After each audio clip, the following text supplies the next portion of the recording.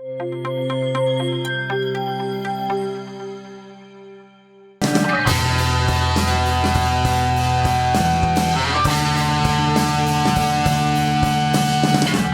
name of the book is History of the PET Bottle.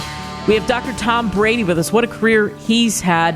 When you think of plastics and the career that he started at Owens, Illinois, we're going to talk about that and what we've seen with the plastic PET containers. It's something that I'm really interested in, as I had a chance to speak in this industry. And he is somebody who has done some wonderful things when you talk about technology, et cetera, and watching the growth in this industry. So, Dr. Tom Brady, thank you so much for coming on.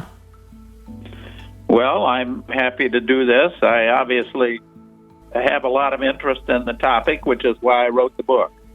Yeah, so that's what I was asking you. What compelled you to go deeper and give us that history and talk about it?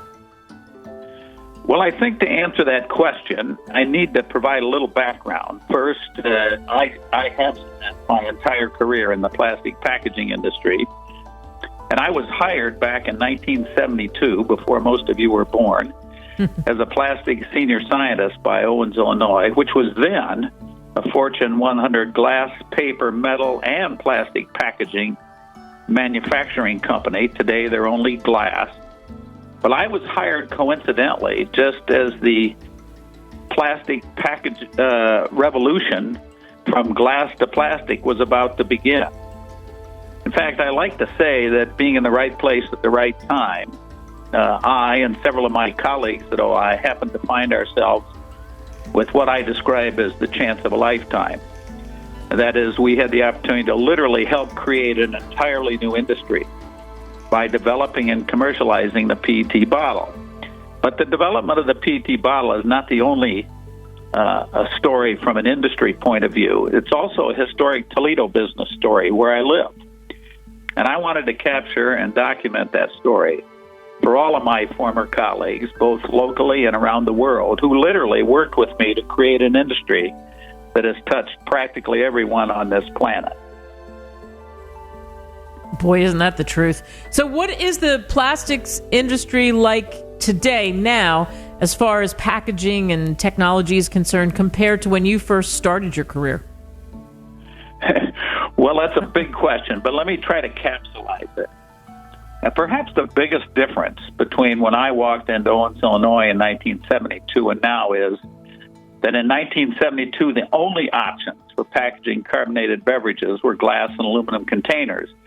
And if you recall, those containers were all either 12 ounces or smaller.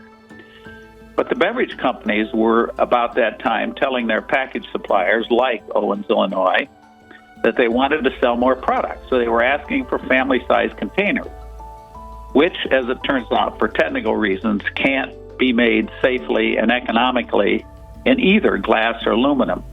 In fact, when I took my first tour of the OI Technical Center, I watched a glass technician on a stepladder in one of those laboratories dropping 64-ounce glass bottles that were coated with plastic, hoping that OI could find a way to make family-sized glass bottles that wouldn't hurt anyone when they shattered. Seeing that my first day on the job told me that plastic was going to be the only approach to making family-sized carbonated beverage containers that were both safe and economical. Today, of course, the plastic dominates the beverage industry, but in 1972, glass and metal were the only option. I suppose another difference is that back in 1972, recycling of all packaging materials was not a significant factor, and the demand by society to recycle was almost non-existent. Today, of course, sustainability and recyclability are at the forefront.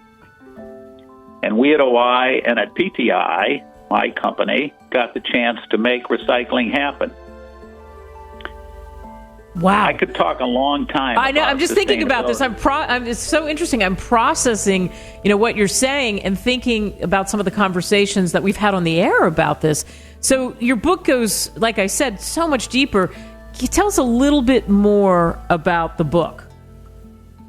Well, I think let me do that in a capsule summary here. If you look at the acknowledgement in my book, I say a history by definition, is a collection of memories, analyzed and reduced to the meaningful conclusions.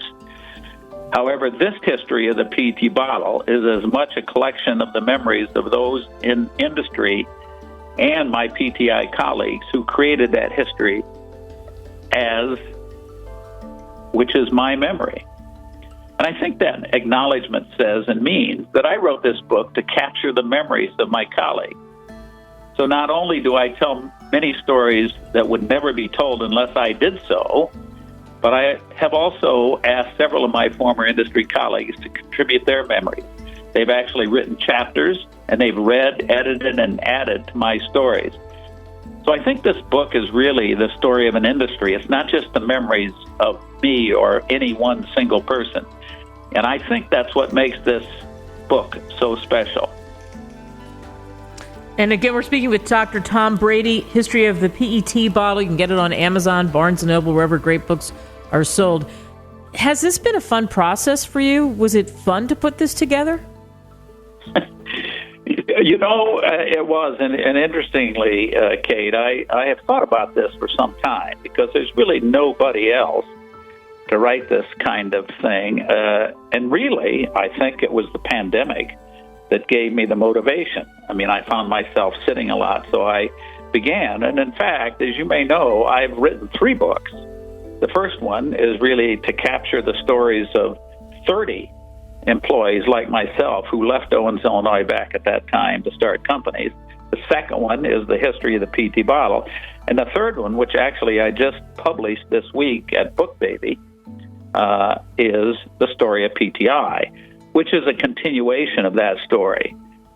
So I think I wanted everybody to get to understand this story because it is a story that has impacted all of us, and it's an unusual one when you look at industry.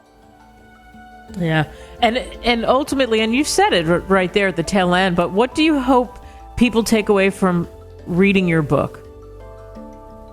I think I want the world to know that many others have been integral to this amazing journey. It includes company leaders, employees, customers, vendors, supporters, advisors, and partners that I've had both in industry and at PTI. I want all their collective contributions and heartbeats to live on through the memories and stories and photographs, and there are a lot of them in this book. And I also hope that this book will help to shape the future of PTI and the plastic packaging industry. So maybe that's a big wish, but I think that's really why I sat and wrote it. Yeah, it's so interesting. PTI, as you know, it's clearly is a key technology development, and you think about the 35-year history, and it is all in there with some really fun, interesting stories, too, as well. History of the PET bottle, Dr. Tom Brady. Thanks for joining us. Okay. Good luck, and thank you.